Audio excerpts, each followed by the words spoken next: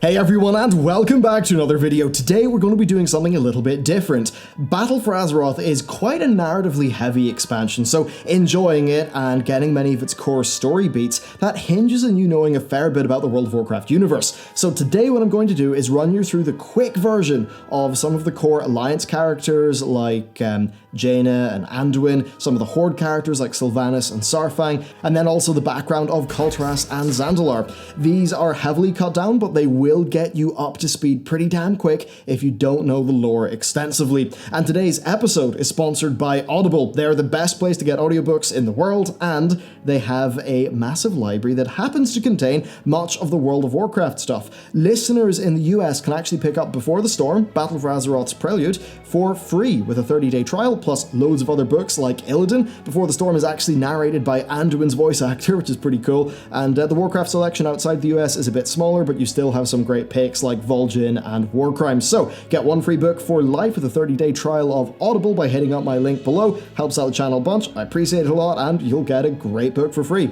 So let's kick it off with Saurfang. He is really old, even by Orc standards. This makes him one of the most experienced warriors in the Horde.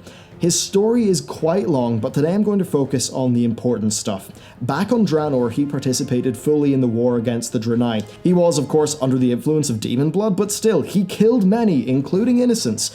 And even worse, he enjoyed it at the time, and that is a fact that haunts him to this day. Like many orcs, he of course travelled across the water with Thrall in Warcraft 3, he was present in that whole campaign leading up to the defeat of the Legion at Mount Hyjal and the foundation of Orgrimmar. He later went on to command the Horde forces during the War of the Shifting Sands, and then he travelled to Northrend as an advisor to Garrosh. His son of course died at the Wrathgate and was risen as a Death Knight by Arthas, and when we eventually defeated his son, Varian allowed Saurfang to claim his son's body.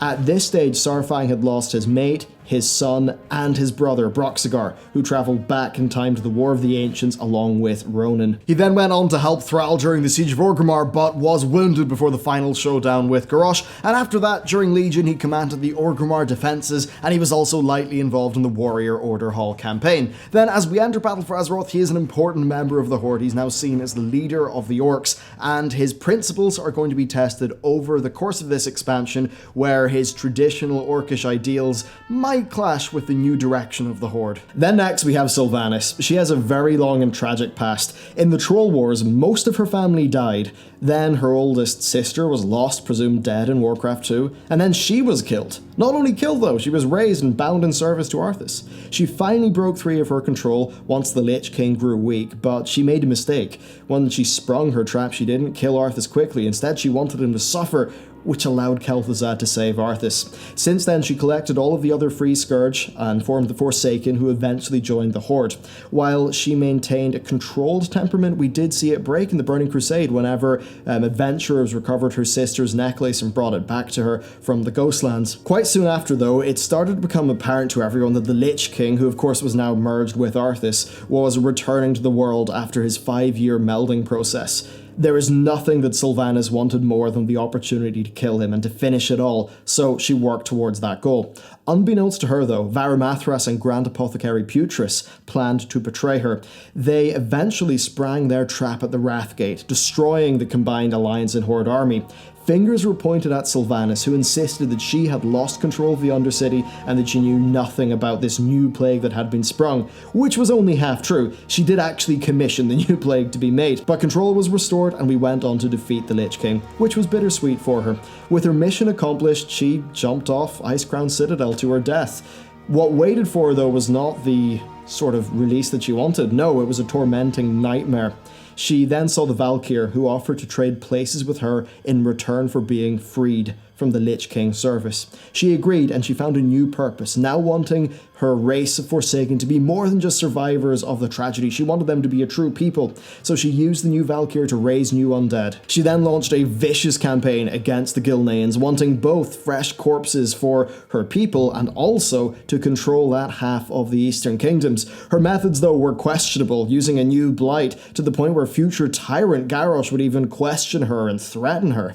The campaign was bloody and it ended up being a bit of a stalemate, but it did lead to Silvanus killing Liam Greymane, who was Gen's son and heir, and later on she got betrayed by a number of people from the Gilnean starter zone, and that actually led to her death, although she was able to once again trade her place with some of her Valkyr, but she lost Valkyr. Now, those Valkyr are an extremely important resource to her, and that's something that will play into the future. You see, those Valkyr are her key to not dying, and the new Silvanus is defined by her extreme fear of what awaits her in death, and worry that her people will go slowly extinct. She kind of sees herself as the only person who can effectively lead them to a prosperous future.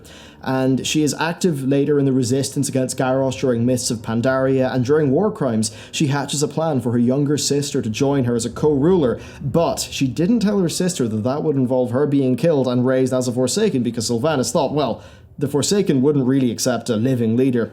However, her sister Varisa did pull out of the plan. She didn't communicate it that well with Silvanus, and this wounded Silvanus emotionally a lot. She really opened herself up to Varisa, which is, and only from her perspective, had that thrown back in her face. Now, that might slightly tick off you or me, but you've got to remember how emotionally wounded Silvanus was, and how major of a blow that was to her. We then move on to Legion. Silvanus fought alongside Varian under Vol'jin's leadership. However, Vol'jin was mortally wounded. Then Legion reinforcements began to pour down on them, so Silvanus took charge, and she had a terrible choice. Help the Alliance out maybe for a few more minutes and die along with the whole of the Horde leadership, or sound the retreat and save the Horde.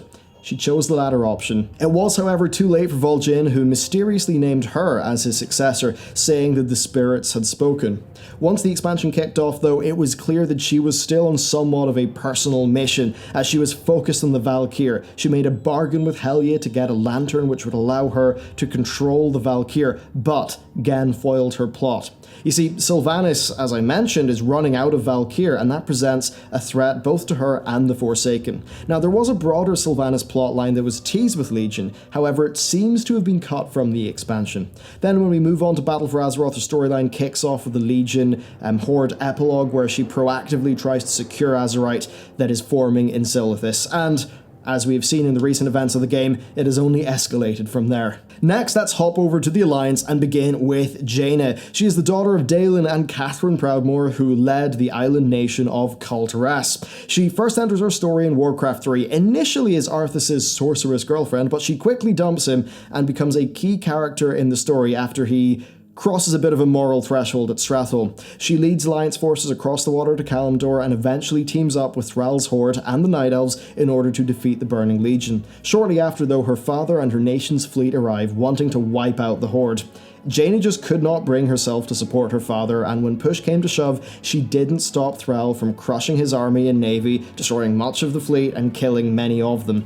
This led to Jana being somewhat hated at home. Since then, she has ruled Theramore until it was mana-bombed by Garrosh. She almost summoned a tidal wave on Orgrimmar as a retaliation, but backed down at the last minute.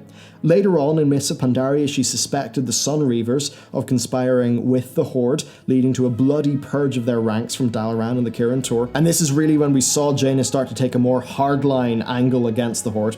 Since then, she of course was at the Siege of Orgrimmar, where she took part in the battle and advised Varian to pretty much end the Horde there and then. Then we move on to Legion, and at the very start of the expansion, the prospect of admitting the Sunreavers back to Dalaran was so beyond the pale to her that she left.